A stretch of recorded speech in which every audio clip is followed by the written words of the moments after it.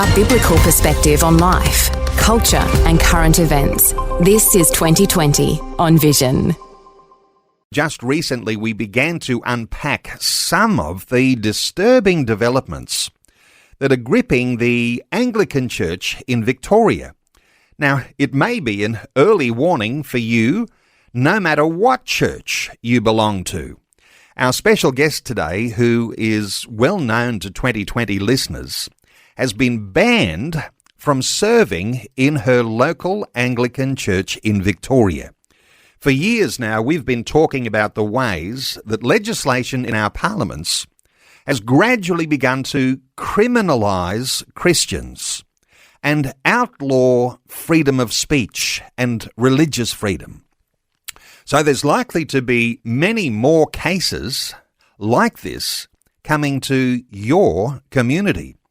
In Victoria, the state's conversion therapy laws do ban any conduct directed towards a person which could change or suppress their sexual orientation or gender identity. And because it's the law in Victoria now, church leaders praying for people and parents who hold a Christian view of marriage and family and sexuality can easily be dragged before the courts. So, what are churches doing? In the Melbourne Anglican Diocese, the pressure from the state appears to have caused them to buckle under a woke ideology, to add a rule to their code of conduct for child safety and well-being. The rules say no church worker may engage in any conduct to change or suppress a child's gender identity or sexual orientation. And no doubt this includes even very young children. Anglicans are now divided on whether to obey the law of the state or remain obedient to biblically founded norms. Well, our special guest today is Elizabeth Kendal, who's had a long career as a religious liberty analyst and advocate for the persecuted church. And she has refused to sign the Code of Conduct and is therefore banned from serving in her church. Now she's asking, when the state has crossed the Rubicon, what will the church do? Elizabeth Kendal, let me say a special welcome back to 2020. Thank you for having me, Neil. Elizabeth, just recently we were talking to Dr. Mark Jury, and he'd written an article called A Canary in the Anglican Coal Mine. And when we think of the canary in the coal mine, we're talking about something that acts as like an early warning sign. There's danger ahead. There's potential failure. Now, for listeners today, you are the canary, and he was writing about you in his article. Give us a little bit of background that led up to this. Yes, well, as you mentioned, the Anglicans amended their Code of Conduct to include this clause. So Article 6 has a long list of about 30 prohibited activities. So you have to sign that you will promise not to. And when you get right down to 6.2y, you'll find that you will not engage in any conduct to change or suppress a child's gender identity or sexual orientation. And just in case you're confused about what this means, it does tell you that the referring legislation is the Victorian State Government's Change or Suppression Conversion Practices Prohibition Act of 2021. So there can be no confusion about what it's talking about. And I just immediately saw it and said, well, I can't sign that. You know, I mean, if a 12-year-old girl tells me that they're going to socially transition and they don't want to be called Mary anymore, they want to be called Kevin, and then they're going to start on puberty blockers and testosterone and or there's no way known I can affirm that child and assist them in their transition. That's what the state government requires, and that is now what the Anglican Diocese of Melbourne is complying with. And you have to sign the Code of Conduct to be any sort of worker, paid or volunteer, and even to be a synod rep. So if you don't go along with the ideology, you can't even go to synod and vote against it. It's I see it as an absolutely shocking development. But it seems overwhelmingly people have just folded and complied. Folding and complying, that's going to be something, I guess, of the focus that's going to come out during our conversation. And while we're talking about the Anglican Church in Victoria, bring into this your thoughts on what this might lead to, because it's not just the Anglicans who are talking about this right now. There are lots of churches who are going to be debating whether they comply because they don't want to, go against the grain. They don't want to disobey the state. What are your thoughts here for the fact that there are a lot of churches that must be debating this at this time? Well, you see, and you're right, and it's not just Melbourne, so it's not just the Victorian state government. Most states in Australia now either have anti-conversion practice bill enacted or it's on the table. So, for example, Queensland has the Public Health Act of 2005, which in August of 2020 passed or added another chapter 5B on conversion therapies. Now, it only targets health professionals. It only targets extreme and abusive measures, but it's open to interpretation, really. And for me, once the law is there, it's like a Trojan horse. It's in the gates, and it's very easy to remove the exemptions, to broaden it, to bring in other elements, to strengthen it, and it becomes problematic. So the fact the law is there is problematic anyway. In the ACT, in Canberra, they have the Sexuality and Gender Identity Conversion Practices Act of 2020.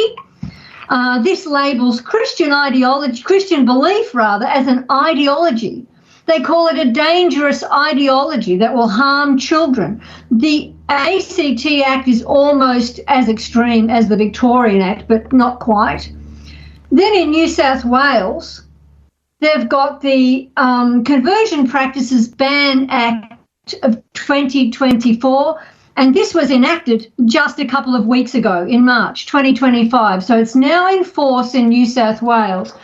It has more safeguards, but I would say it's still vague. It's still open to interpretation. Conversion therapy, they say, is based on a false ideology. So again, they're comparing Christian beliefs with a false ideology. And then, of course, in South Australia, they've got the Conversion Practices Prohibition Bill of 2024, which was passed in September last year. So it will be enacted in September of this year. And I would say it is still very open to interpretation. It talks about sustained efforts, and a sustained effort, they say, is more than once. So if you pray for someone more than once, that's a sustained effort. You cannot inflict harm on a person. What is that? If someone complains that their feelings were hurt, have you inflicted harm on them? So the protections are weak, and it's a very fine line that it's walking. So, okay. Yeah, it's in sort of all the states. We're all going to face it. And the thing that really gets me is these laws are rooted in radical gender ideology. They are based on a lie. So they are based on a lie right at the outset. All right. So we've got the ACT. They've got these laws. New South Wales has passed a law. It takes effect later this year. South Australia is adopting a similar law. In Queensland, they've got laws that ban change and suppression practices by medical providers. So let me ask here, for listeners, because we will be opening our talkback line and you might like to participate in our conversation, a couple of questions I think that are probably worthy of asking, and you can come up with your own response to these. First one is, would you sign off on your church's code of conduct if it was contrary to a clear biblical principle? And if Christian faith is a dangerous ideology that will harm children, are you going to agree with that I wonder if you'd like to respond. You can do so as we open our talkback line on 1800 316 316.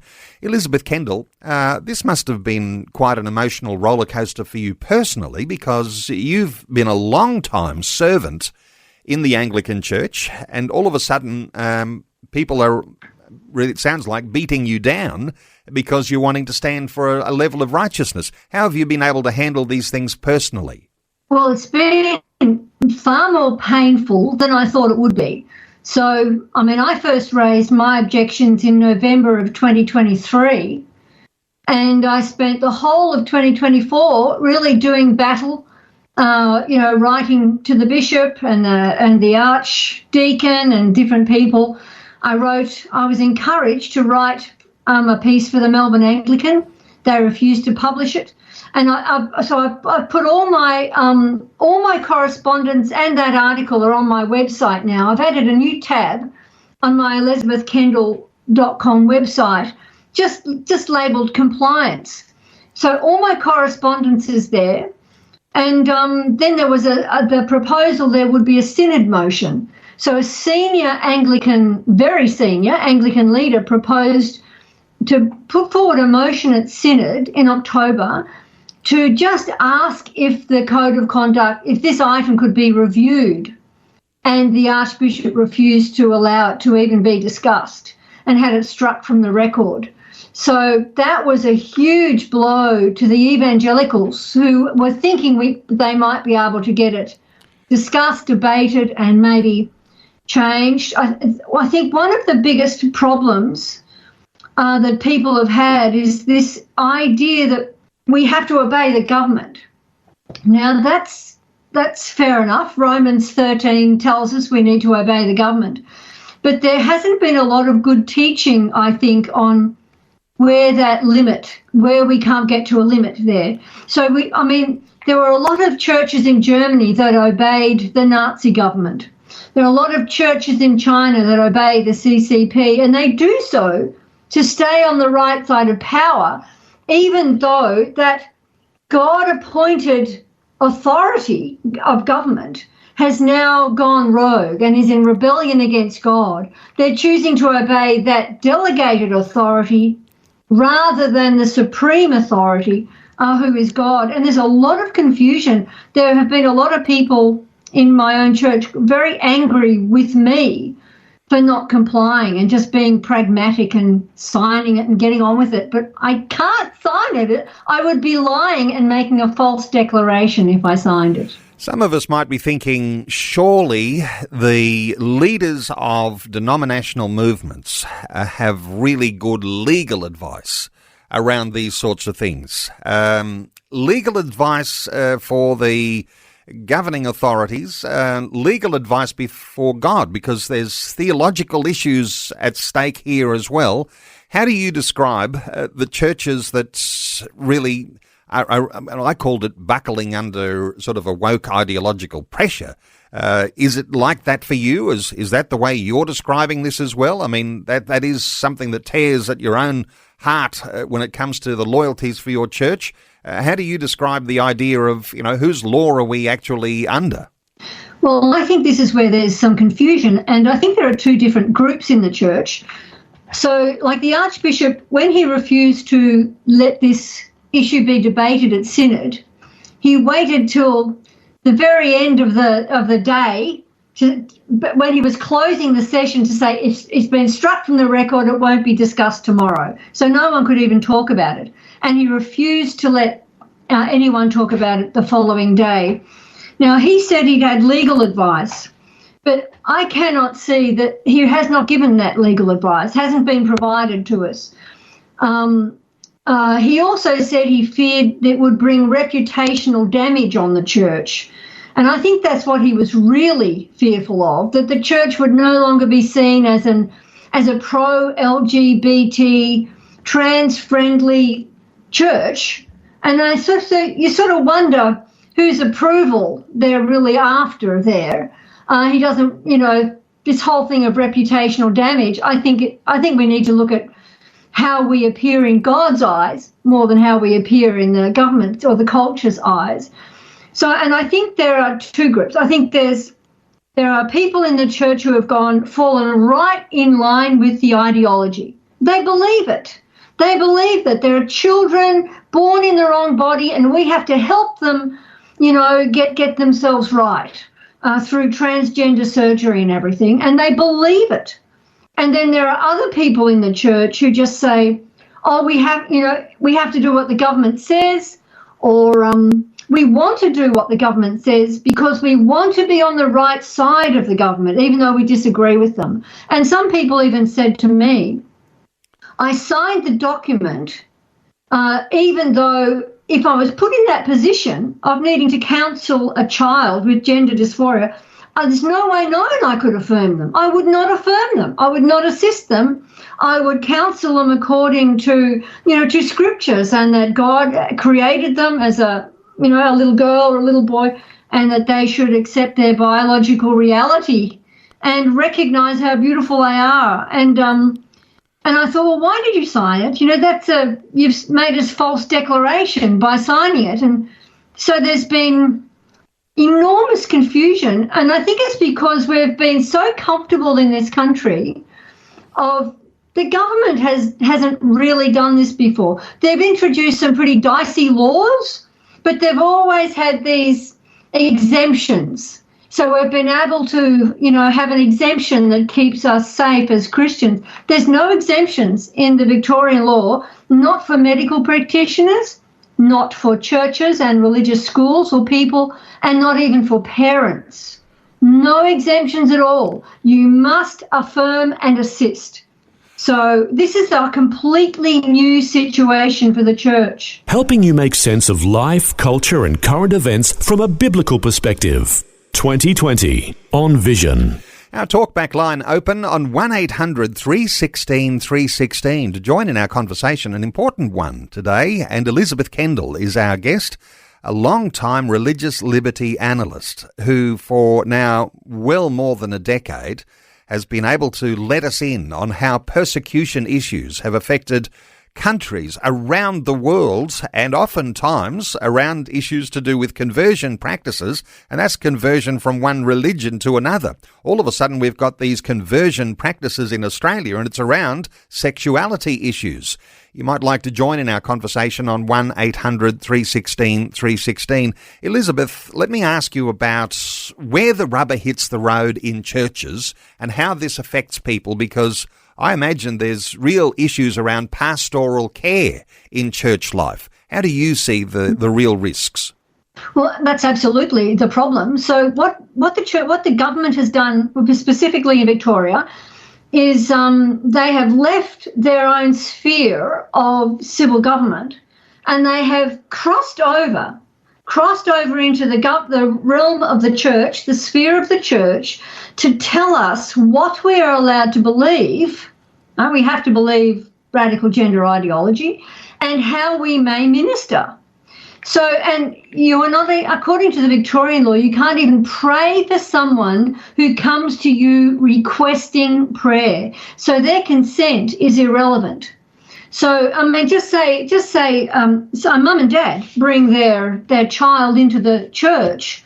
They start attending church, hoping their confused, maybe little boy, say, is going to be helped by the church and can get some counsel about accepting their biological reality, not worrying about stereotypes and just not cutting themselves up or going, on hormones. And the church cannot do anything without actually breaking the law. So if a pastor does, like one pastor said to me, we don't need to do it. We don't need to try and change their minds. We just have to love them. And I said, you might only have weeks before this child starts puberty blockers or cross-sex hormones that could leave them infertile and starts them on basically a treadmill towards infertility and mutilation, right? The cutting off of genitals, top surgery, bottom surgery, things that they might regret years down the track, even maybe the minute they wake up. Some transitioners have been regretting what they've done. I said, you're not going to have a lot of time. I said, we need to be able to, as followers of Jesus, We need to be able to demonstrate grace and truth. If we don't speak in grace, we're failing. And if we don't tell the truth, we're failing. We have to present these children with the truth that they actually cannot change their sex. They can put on a dress and look different, but they will always be what their genetics tells them they are, XX or XY. We have to tell them the truth and try and save them from great harm. And we must do it with grace and sensitivity. So pastors are being told they can't do this anymore because they could be reported for engaging in a conversion practice. We're taking calls on 1800 316 316. Let's hear from Nikki in WA. Hi, Nikki. Welcome. Hi, thank you. What are your thoughts, Nikki? I think it's just really crazy that it's insane that we're being forced to have these ideologies pushed upon us as Christians and having our beliefs changed. I do believe that God doesn't make a mistake when He assigns your gender at birth. If you're a boy, you're a boy. If you're a girl, you're a girl. And I think that being able to have someone in the church like that to show them that grace and love and tell them that God hasn't made a mistake when He's made you, to be able to no longer say that to someone and not be able to help them, I think that's really unacceptable and wrong in the government. Nikki, good thought. Elizabeth, any comment there for Nikki? Yes, absolutely agree with you. It's a terrible thing the government's doing. And in folding and complying, it's a terrible thing the church is doing. And I just sort of think, what does Christ, who is the head of the church, what does He see when He sees pastors complying with the government on this in the face of these incredibly vulnerable children? That most children who consider themselves trans, who have gender dysphoria, are the most vulnerable children in our communities. Many have been sexually abused, many have been bullied, many are from really dysfunctional homes, many are on the autism spectrum. They're not the strong, got it all together kids. They are the most vulnerable kids, and they're the ones going down this track. What does the Lord Jesus Christ, as the head of the church, think when pastors just go along with this and basically assist even and affirm these children down this path? I think of Him, spitting fire at the Pharisees, and I just think it's really incredible. Nikki, anything else further to add? Yeah, I really think that ministers and pastors and churches should not conform to the ways of this world. God doesn't call us to be of this world. We're not meant to be of this world. We're meant to follow God and what He teaches us and what His beliefs are. And we're supposed to follow Him and hold true to that faith. And I think if we don't follow that faith and don't stand firm in Christ, well, we're not being truthful. We're actually just letting Him down.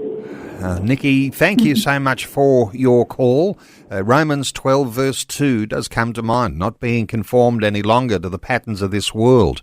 Elizabeth, let's hear from David, who is in Ballina in New South Wales. Hi, David. Welcome. Elizabeth, and good on you, Elizabeth, for taking a stand for what you believe in. And I did something similar several years ago when the gay marriage plebiscite was coming up, and I was an announcer on a station, a secular one, and I expressed my alternative view, and of course, where they got me, Right. sacked. But anyway, Wow. We've sat and listened to this conversation several times about this conversion therapy, and I'm just thinking this morning, we've gone over and over, would it be worth putting a high court challenge to the misuse of this terminology? Because we know they're twisting it to get this agenda thing through. If it was banned, that they couldn't use that terminology, that would throw them in a bit of a spin, wouldn't it? Elizabeth, thoughts here for David, who's saying, take it to the courts. What are your thoughts? Yeah, well, I think it's going to end up in the courts eventually. I don't know that anyone's putting their hands up right now to volunteer to take it to the courts. I've spoken to a few different groups like Freedom for Faith and others who have ideas on, how the issue could be handled, but the whole legal side of things, I haven't really looked too deeply at. I'm really just been trying to stay ahead of my own church at the moment. And that's interesting. Well, we've got David here because a lot of people are going to vote with their feet. and, not wanting to, bring any sort of ill will even towards the Anglican Church in Victoria. But given we're talking about this case, Elizabeth, just while we've got David here, people will vote with their feet, they'll vote with their giving, their money. Any thoughts here from you, Elizabeth, on what might be already happening? Well, there hasn't been an enormous response, which is probably what's so disappointing. But there, like a few I am aware of in the church that I was a part of and have now just very recently left, one other person refused to sign. Now, that person, it just so happens, is probably the wealthiest person in the church, a very successful businessman. He's not in the church a lot because he travels around Australia visiting all the businesses that are part of his business. But he's someone who has paid off church debts. He's someone who puts large amounts of money in. So it was unsurprising to me in about August when our pastor said, we're heading towards a financial crisis. And I thought, oh, right, so, this other person has stopped their giving. And, I am aware of one Anglican minister who I only just met very recently, in recent days, who has now very recently left the Anglican Church over this. But basically, the case has been that before the law was enacted, when the law was being debated, the denominations actually put forward some really good, submissions and said, this is a problem, this is going to cause problems for us, this goes against our beliefs. And then as soon as it was passed into law, they wilted like violets in the sun. And now they're just really, I think they're really keen to be seen as good, obedient servants of the government. But we are not to follow the government. We are to follow Christ. And when the government goes in a different direction, we have to make a decision. And I don't think the church has been prepared for this at all. I think they're in a state of shock, like a deer in the headlights. They just think, what? They've never been in this position before of faced with a government that is asking them to do or telling them to do something so contrary to their beliefs. And it's dividing the church because, of course, the church is divided on the topic anyway. A bunch of calls coming through. David in Ballina, thank you so much for your call. Good contribution. Let's take another call. Jamie is in Killarney in Queensland. Hey, Jamie, welcome. Hey, g'day, Neil. Well done, Elizabeth. Keep the fight up. Do the good fight. I just always remember in 1 Peter where it says the living stones. The real church is based on the foundation stone, of course, of Jesus and his words. And, of course, all scripture is God-inspired. We know that from 2 Timothy. So the real church is the living stones anyway. And, of course, as you broadcast all the time, it's in China, it's in Iraq, it's all over the world. So there is a global church that is the Church of Jesus Christ, isn't there? But, these compromising churches, well, the only thing I can probably comment on there is that they're not in the Lamb's Book of Life. That might be a blanket way of tarring everyone with the same brush here. Elizabeth, thoughts here for Jamie? Oh, Jamie's absolutely right. There is the visible church and there is the invisible church. There is the institution of the church and there is the true church of Jesus Christ. Now, I think these sorts of things, when they come up, these sorts of controversies and tests, they are like the refiner's fire, and it separates the pure alloy from the dross.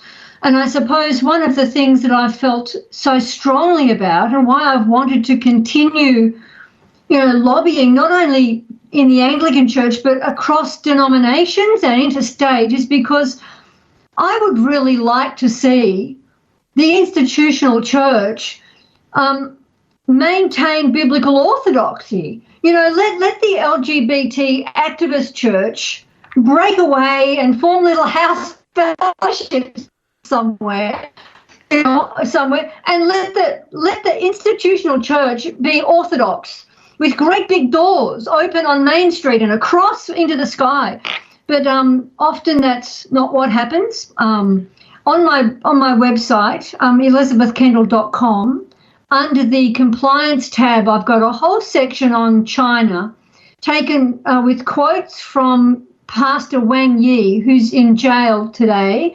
His a book that is a collation of his writings called Faithful Disobedience, and it's about being disobedient to the state in order to be faithful to God. He talks about how in the 1950s, when the Communist Party seized power, he said about 80% of the Chinese church just wilted and complied to stay on the right side of the powers that be.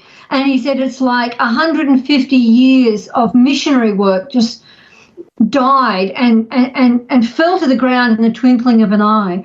And now we look at the situation in China today, and it's the house churches that have grown, and it's the compliant church, the church that complies with the authorities, that has not grown and that is splitting and is conflicted.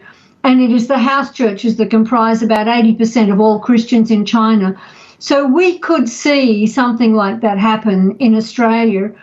I think I'm trying to encourage the institutional church with its buildings and its profile to stay strong. And I love that verse in Isaiah chapter 7, where King Ahaz is warned, if you are not firm in faith, you will not be firm at all. We have to stand firm, or the church that doesn't stand firm is going to end up with nothing. You know, you can see the day when the main cathedrals are just going to be museums. It won't be good.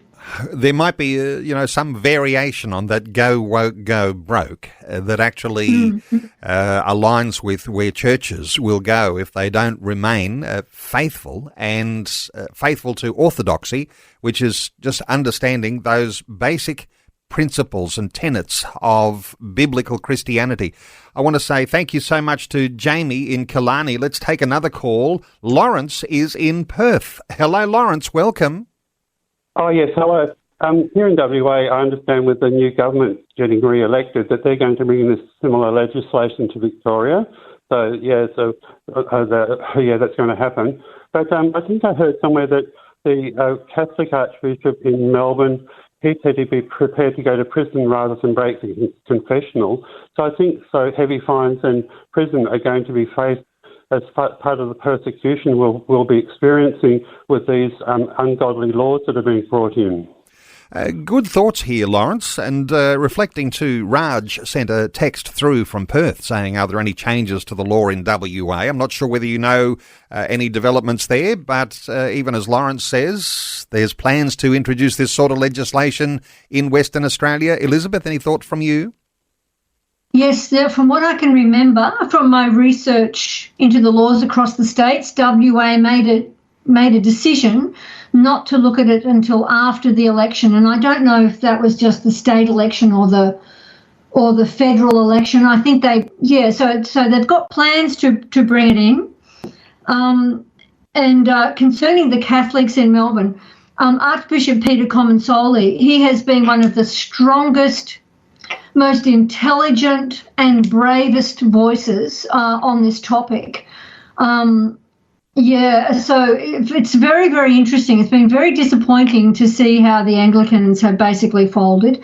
Now, Baptist churches in Victoria are autonomous, which is just as well, because the Baptist Union of Victoria actually employed the state government's Human Rights Commission to bring training to their pastors. And that's basically training them in how not to, be on the wrong side of the law, how to support transgender children and everything. So it's just as well that Baptist churches in Victoria are autonomous, otherwise they'd be in real trouble. But I feel really strongly about trying to wake up the denomination. And see, I'm worshipping now with the Presbyterians, and I really want to try and help them see exactly where we are. We are in a position now where we no longer are in the mainstream of culture. We are no longer on the same side as the government. We can't just say, oh, Romans 13, obey the government. We have to be thinking far more critically about this, far more intelligently and theologically, and we have to watch what's going on. Because I tell you what, the Law Society in the ACT, they actually objected to the ACT's Sexuality and Gender Identity Conversion Practices Act. They said, we don't need another criminal law. We don't need to criminalise this. There are other ways of doing it. And they proposed, and this will make, this will give you goosebumps when I tell you this. They just proposed they could make compliance with the anti-conversion laws the condition upon which you can get a Working with Children card. Now, that would wipe out hundreds of thousands or millions of volunteers, certainly all the church volunteers.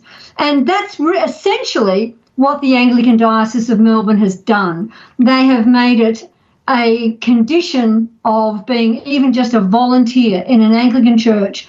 So if they bring that in at any state level, and I might say too, when I was working for World Evangelical Alliance, way back at the onset of the Equality Act in the UK, they were doing it there with like adoption agencies. So if they made it, you have to be able to comply with the state's Equality Act in order to be able to foster children, adopt children, and Christians were just being, made ineligible or deemed unsuitable. And that's been going on for 20 years now. Okay, Christians ineligible, unsuitable, and as we said earlier, and we're seeking your comment today, if you wanted to call in and be part of our conversation, is Christian faith a dangerous ideology that will harm children? That's the way our governments appear to be painting the church. Lawrence in Perth, thank you so much for your call. 1-800-316-316 if you'd like to join in our conversation. Another text says, Elizabeth, bravo Elizabeth. Matthew 5:10 says, blessed are those who are persecuted for righteousness' sake, for theirs is the kingdom of heaven. Better to please God than man. That was Wendy in Casino in New South Wales. Interesting though, isn't it? Because when we think of our resistance, it is to the state. We don't think of resistance to our local church. This is the really, really disturbing thing here, because we don't want our battle to be with our church. We want our battle to be against those bad laws that will defend those children. Thoughts here from you, and even just comment on what Wendy says? Yeah, well, that's exactly right. I mean, there's, we sort of expect that when we see our culture changing, we see these laws changing, we expect that we might, come into conflict with the state. But as soon as the church, and you see, these laws really put the church against the state and the state against the church. When the church complies and rolls over and allows the state in to dictate the terms, what it does is it brings the conflict into the church. And in my very own church, yes, there are people who are in the Anglican church that I was in. There are people who are very upset with the diocese for what they've done, and they're angry about it. And they think, why can't people at least have freedom of conscience on this, an ideological issue? And they're angry with the diocese. They're angry with, say, the bishop for not just allowing us to get on with ministry and for being so, legalistic about things. But there are also people who are angry with me because I wouldn't fold and I wouldn't comply and go against my conscience. And that's been very painful. It's been very painful to lose friendships over this. It's been very painful to see myself sort of scrubbed from the roster. I'm a have been a professional musician, so I managed all the music in my church. A professional flute player. I played the flute every single week with a fantastic little group of musicians who are my closest and dearest friends in the area. I ran an international prayer ministry for 25 years, so I led prayers regularly and had a key role in the prayer ministry of the church. I'm an experienced speaker. I was on the preaching roster, and everything's just stripped away. Can't play the flute, can't organise the music. It was far more painful than I actually expected it to be. And to be sort of basically forced to sit in the back of the church and watch everything happen, I thought I could never do this to another person. It's been a shocking experience, and the longer it goes on, the more people are going to be affected. I met one Anglican minister recently, I told you, just a little while ago, who similarly had to leave an Anglican church, and we laughed about being refugees. There's going to be a lot more. As time goes on, I think there will be a lot more. I think a lot of Anglicans are hoping that if we elect an evangelical archbishop in May, they'll fix everything. But I don't think they will be able to elect someone with the courage to fix everything. Okay. Because anyone who challenges this will have to take on the LGBT activist lobby, both inside the church and without the church. They'll be front page of the Melbourne Age. They'll be slammed as transphobic and homophobic. I don't think they'll be willing to do it. And I think they're in a really difficult situation. Someone with a reformer spirit to be able to lead that charge. Hey, we're running short of time. Let's squeeze in another call. Vince in Brisbane. Vince, need to be quick. Do you have a comment? Yeah, quick. Elizabeth, commend your bravery. You spoke of Romans 13, but I think these governments have devolved into Romans 13. And your predicament, it reminds me how the churches, both Catholic and Protestant, are embracing this climate catastrophist cult of the season of creation. It's pure, utter corruption of biblical theology. I've seen like greenery around the church. It's horrible. But I commend you. That all comes down to me, Romans 1, darkened-hearted fools, in my book. Yeah, your thoughts. Right.